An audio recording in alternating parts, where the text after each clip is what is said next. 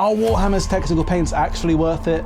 Let's find out. So today we're going to be trying these 8 different paints on 8 different bases. And one of the most important things when making a base is to whack on some good old air drying clay.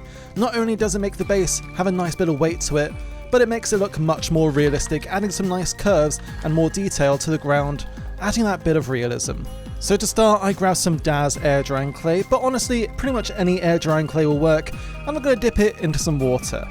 This is going to make it nice and smooth and make it more malleable as we put it onto the base. Also, wetting your clay will make it stick onto any base a little bit more so it can really grab on to those little details. Now I'm using a Necromunda base here, but all the other bases are just your plain old 32mm. And the first technical paint we're going to be using is Martian Iron Earth. This is a red crackling paint specifically made to have that Martian Earth on your base. And the way this works is the thicker the paint on the base, the bigger the cracks will be. Now these are notoriously known for being pretty unpredictable with how the cracks will come out. And as you can see, there are bigger cracks in some places, but lots of tiny small cracks, and I'll show you later how we can make them bigger. Now the next Warhammer technical paint we're going to be using is Stirland Mud, my favourite out of all of the 8 we're testing today. And after plopping down some little scenery bits, it's time to grab this mud and just pretty much put it all over the base. Now this is going to act as really distressed muddy ground.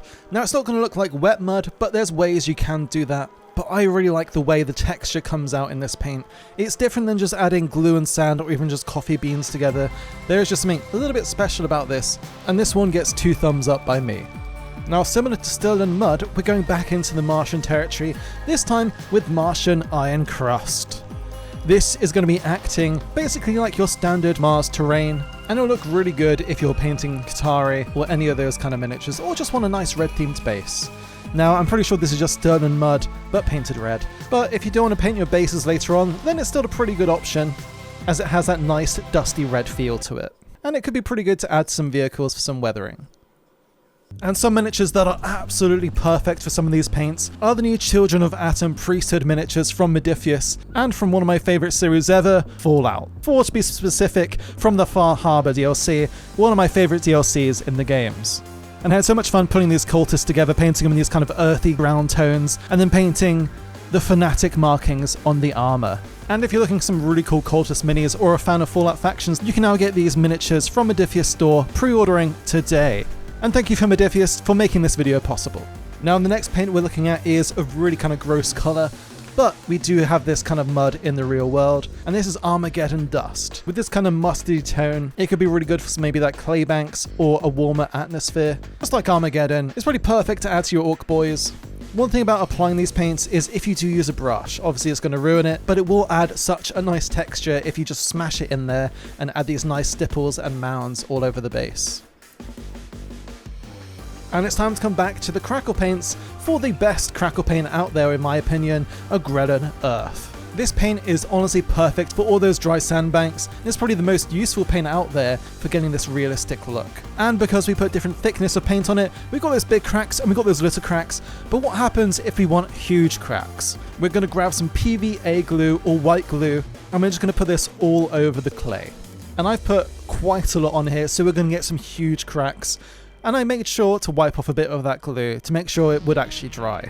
And what this will do is, because the surface of this clay is going to be so solid, it's not going to allow the texture paste to soak in, and it's going to force it to dry in a weird way, creating these huge cracks. At least that's what I think is happening.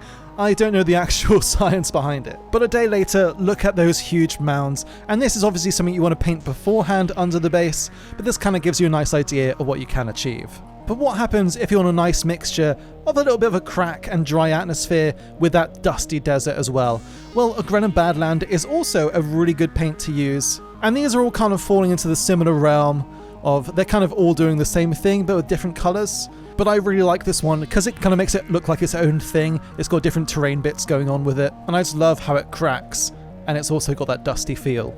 Now this next one is a weird one, and I don't really know what the purpose of it is for, other than having some grey paint thrown in. It is Astrogranite. I've seen a lot of people use this as kind of a cement or a tarmac kind of feel, but I imagine it's trying to go for like a moon terrain vibe. And in my honest opinion, I think you're better off just getting some sand, maybe a bit of gravel, and throwing it together with some glue, and it'll kind of give you this look anyway, and paint it grey. I think you can probably skip this one. And the next one, which is probably the most famous and most popular texture paint, and that is Mordant Earth. Also known as basically every Salamander's base paint, Mordant Earth is a lovely black texture paint, basically doing the same thing as all of the other crackling paints, but this time it's black, which can create this really cool lava effect if you're going for it. Or in this case, it actually looks really cool just over this kind of grey clay. I'm not sure what this would actually look like, but it does look really cool. And here's a glimpse of what you can do to make it look nice and lavery. Let me know what other texture paints you'd like me to try out, other ones from AK Interactive.